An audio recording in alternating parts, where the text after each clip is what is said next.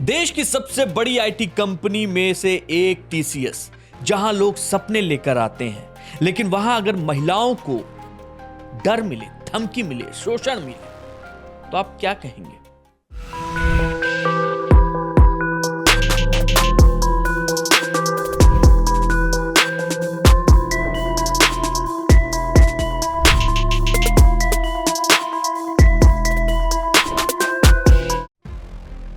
नमस्ते, मैं हूं दिग्विजय सिंह और आप देख रहे हैं न्यूज पथ भारत। आज इस रिपोर्ट में आपको एक ऐसे सनसनीखेज मामले के बारे में बता रहे हैं जिसने पूरे कॉर्पोरेट सेक्टर पर सवाल खड़ा कर दिया है। टीसीएस ऑफिस की कई महिला कर्मचारियों ने गंभीर आरोप लगाए हैं। महिलाओं का कहना है कि उनके साथ लंबे समय से यौन उत्पीड़न और मानसिक प्रताड़ना की गई। आरोप है कि उनके साथ ऑफिस में छेड़छाड़ की जाती थी, अश्लील टिप्पणियां की जाती थी, जबरन उन्हें छूने की कोशिश की जाती थी, उनका पीछा किया जाता था और सबसे चौंकाने वाली बात, शिकायत करने पर नौकरी से निकाल देने की धमकी दी जाती थी। मामला तब और गंभीर हो गया जब महिलाओं ने आरोप लगाया कि उन्हें धार्मिक दबाव में रखा गया, नमाज पढ़ने के लिए कहा गया, रोजा रखने का दबाव बनाया गया, यहां तक कि बीफ खाने के लिए मजबूर किया गया।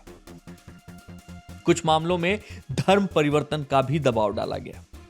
पीड़ितों का दावा है कि ये कोई एक या दो या तीन घटना नहीं है, बल्कि इस मामले में पिछले 4 सालों से एक संगठित पैटर्न में सब कुछ चल रहा था। आरोप यह भी है कि व्हाट्सएप ग्रुप के जरिए कर्मचारियों को टारगेट किया जाता था।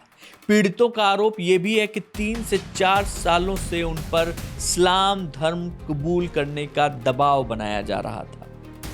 निजी तस्वीरें, वीडियो ली गई थी ताकि ब्लैकमेल किया जा सके, जिससे उनकी बात मान ले।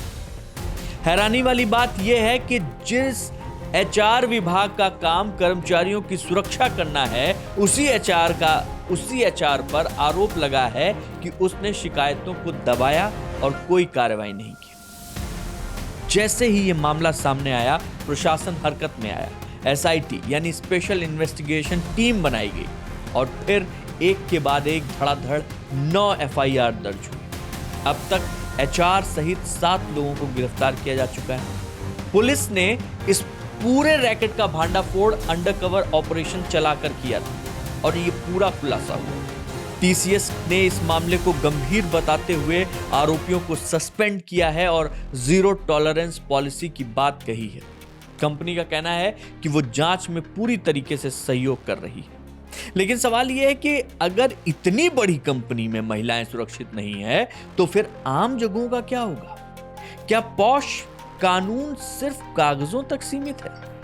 टीसीएस कंपनी ने इन आरोपों को बेहद गंभीर बताया है और मामले में शामिल संदिग्ध कर्मचारियों को निलंबित भी किया और टाटा सन्स के चेयरमैन एन चंद्रशेखरन ने जीरो टॉलरेंस की नीति के तहत आंतरिक जांच के आदेश भी दे दिए हैं। महाराष्ट्र के मंत्री गिरीश महाजन ने कहा है कि दोषियों को कड़ी सजा दी जाएगी। बीजेपी ने इस मामले को कॉर्पोरेट जिहाद का नाम दिया है। आईटी कर्मचारियों के संगठन एनआईटीईएस ने श्रम मंत्रालय को पत्र लिखकर टीसीएस में पॉश नियमों के पालन का ऑडिट कराने की मांग की है। पुलिस अब तक 9 एफआईआर दर्ज कर चुकी है। इस मामले में कई गिरफ्तारियां हो चुकी हैं। आरोपियों में शाहरुख कुरैशी, शफी शेख, तौसीफ अत्तार, रजा मेमन, आसिफ अंसारी और दानिश शेख शामिल। उन्हें अदालत में पेश किया गया और पुलिस हिरासत में भेज दिया गया।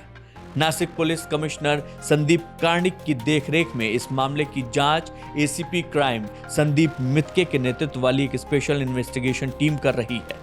अधिकारियों ने यह भी बताया कि इन आरोपों में यौन अपराध और काम की जगह पर धार्मिक दबाव बनाने के दावे दोनों शामिल हैं। एक दूसरी शिकायत में एक पुरुष कर्मचारी ने दावा किया कि उसे उसकी मर्जी के खिलाफ धार्मिक गतिविधियों में हिस्सा लेने के लिए मजबूर किया गया।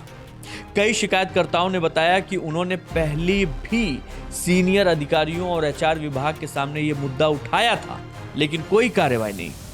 जांच के दौरान यह भी पता चला कि एचआर जो हेड थी, निदा खान, खुद इस खौफनाक साजिश में शामिल थी। उससे बार बार शिकायतें की गई, लेकिन उसने कोई एक्शन नहीं लिया। निदा खान का बयान 10 अप्रैल 2026 को दर्ज किया गया था। व्हाट्सएप ग्रुप और टारगेट करने के लिए आरोपों की जांच की जा रही है। सूत्रों की माने तो कुछ कर्मचारियों ने कथित तौर पर ये सब व्हाट्सएप ग्रुप बना रखे थे जिनमें कमजोर सहकर्मियों को टारगेट करने पर चर्चा होती थी। जांचकर्ता अब उन आरोपों की जांच कर रहे हैं कि जूनियर कर्मचारियों, खासकर युवा हिंदू महिलाओं की पहचान करके, उन्हें प्रलोभन देकर या निजी प्रभाव का इस्तेमाल करके या ब्लैकमेल करके कैसे उनके साथ गलत किया जा रहा था। पुलिस ने इस मामले को कार्यस्थल के अंदर सक्रिय एक ग्रुप से जुड़ा बताया है और कथित गतिविधियों की सीमा का पता लगाने के लिए सभी पहलुओं की जांच कर रही है। अधिकारियों ने ज्यादा पीड़ितों से आगे आने की अपील की है और शिकायतों के लिए एक खास व्हाट्सएप नंबर भी जारी किया है। एक बड़ा सवाल यह भी, कब सुरक्षित होंगी कार्यस्थल पर महिलाएं? अगर आप चाहते हैं कि ऐसी खबरें सामने आए तो इस वीडियो को शेयर जरूर कीजिए और चैनल को सब्सक्राइब करना न भूलिए। जय हिंद।